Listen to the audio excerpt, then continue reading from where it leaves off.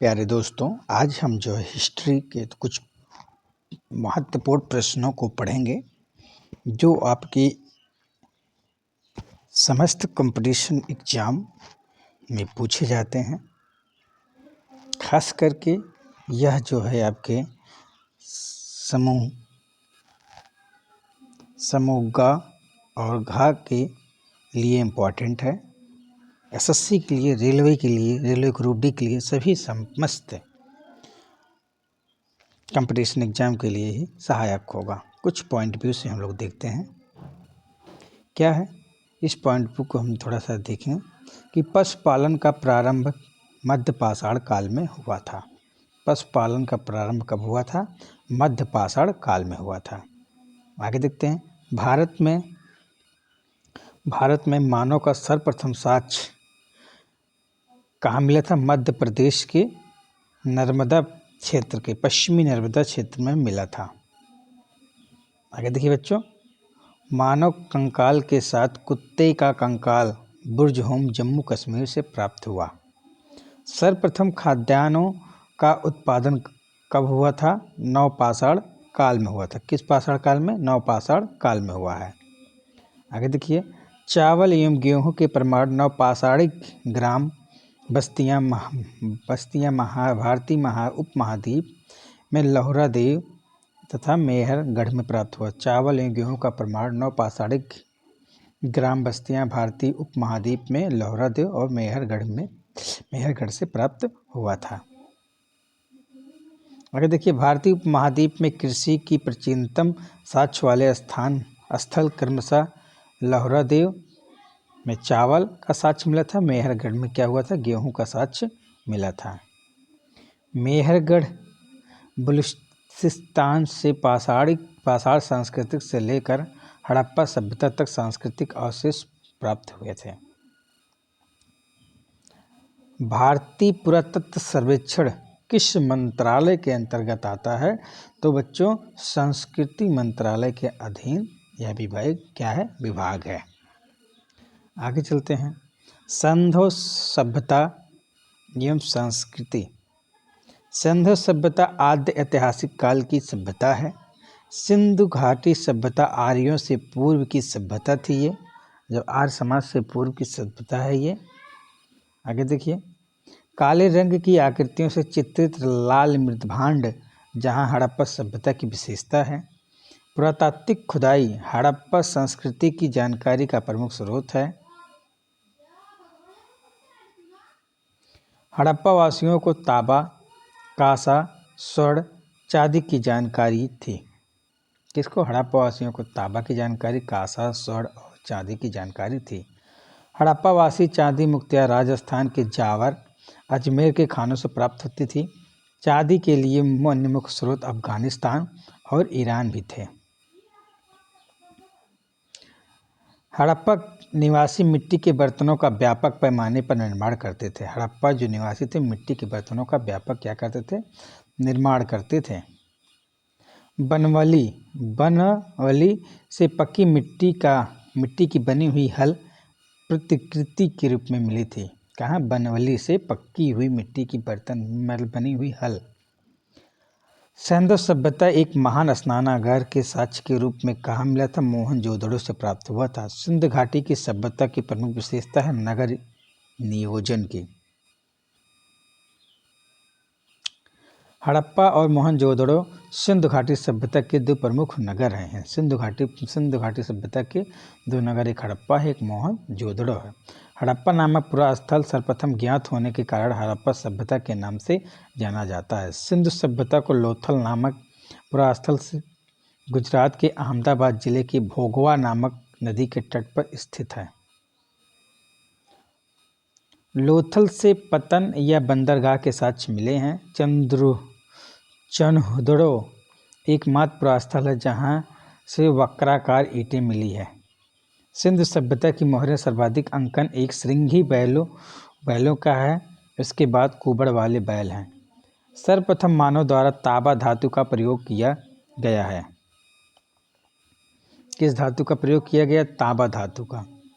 कालीबंगा के मृग पट्टिका पर एक और दोहरे सींग की देवता का अंकन है। कालीबंगा से मृड़पट्टिका पर एक और दोहरे सींग वाले देवता का अंकन है। मिस्र सभ्यता का विकास किस नदी पे हुआ था? नील नदी पे हुआ है। और मिस्र सभ्यता की विकास नील नदी पे हुआ है। मिस्र को नील नदी का उपहार माना जाता है। मिस्र को क्या माना जाता है? नील नदी का उपहार। सिंध घाटी के लोग मातृ देवी और पशुपति शिव की पूजा करते थे। सिंध घाटी के लोग मातृ देवी और पशुपति शिव की पूजा करते थे। आगे चलते हैं।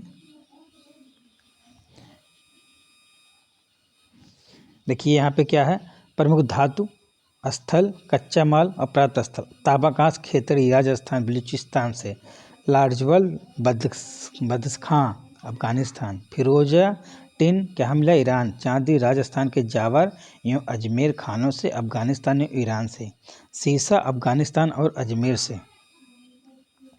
शिलाजीत हिमालय से, गोमेद गुजरात से मिला है। अभी एक और आपका इम्पोर्टेंट टॉपिक आ गया, वैदिक काल।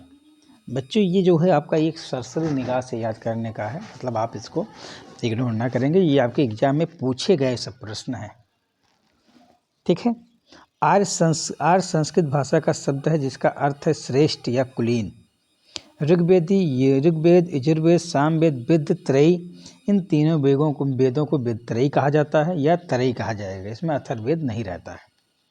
वैदिक काल में सभा एवं समिति नामक दो संस्थाएं राजा की निरंकुशता पर नियंत्रण रखती थी। सभा कुलीन और वृद्ध मनुष्यों की संस्था थी। समिति सर्वसाधारण की सभा होती है। अथर्ववेद में सभा और समिति को प्रजापति की दो पुत्रियां कहा जाता है। ऋग्वेद में इंद्र का वर्णन सर्वाधिक प्रतापी देवता के रूप में किया जाता है, जिसे 250 सूक्त समर्पित है। वैदिक काल में जीविकोपार्जन हेतु वेदांग पढ़ाने वाले अध्यापक को उपाध्याय कहलाता है। वर्ण शब्द का सर्वप्रथम उल्लेख ऋग्वेद में है।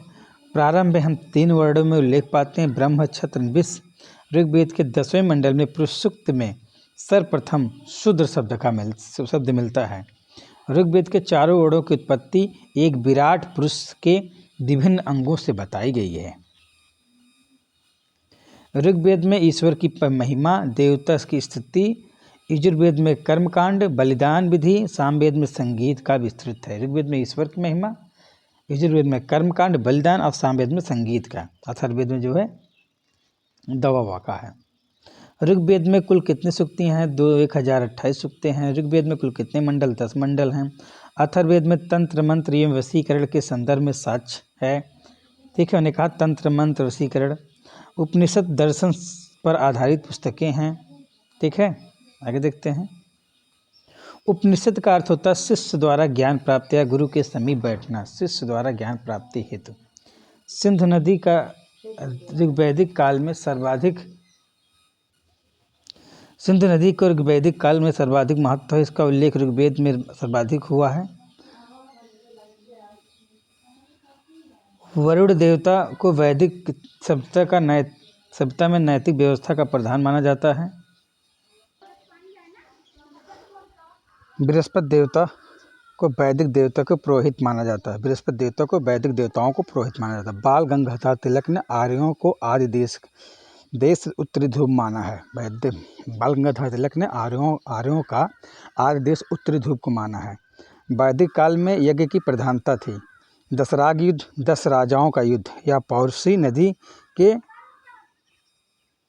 आधुनिक रावी नदी के तट पर लड़ा गया था। ऋग्वेद में उल्लिखित यौ को शब्द जौ का ततासाम स्थापित किया गया है। वैदिक काल में सभा एवं समिति नामक 2 संस्थाएं राजा की निरंकुशता पर नियंत्रण रखती थी। सभा कुलीन वृद्धों मनुष्यों की संस्था थी। समिति सर्वसाधारण की सभा होती है। अथर्ववेद में सभा एवं समिति प्रजापति की 2 पुत्रियां को कहा जाता है। और ये प्राचीन काल में आर्यों के जीविकोपार्जन का मुख्य साधन पशुपालन और बाद में कृषि था। तो बच्चों आज यहीं तक का। कल और इसके बाद जो आएगा बौद्ध धर्म और जैन धर्म से संबंधित कुछ महत्वपूर्ण तथ्यों को लेकर आपके सामने प्रस्तुत होंगे।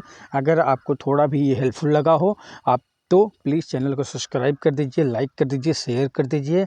और ये जो तथ्य हैं, जैसे ये जो आपको ये एग्ज़ाम है यूपी-टीपीएससी पेट के लिए, यूपी-टीपीएससी जितने एग्ज़ाम हैं उसके लिए, एसएससी जीडी के लिए, एसएससी के लिए, ठीक है, सब कंपटीशन के एग्ज़ाम के लिए इस तथ्यात्मक जो आपको सीरीज चलाई जा रही है आपके लिए बहुत ही हेल्पफुल होगा।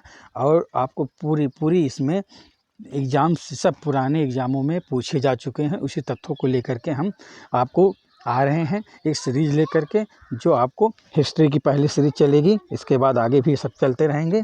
अगर आपको बच्चों हेल्प लगा हो प्लीज़ सब्सक्राइब कर लीजिए, लाइक कर दीजिए, शेयर कर दीजिए। धन्यवाद प्यारे दोस्तों।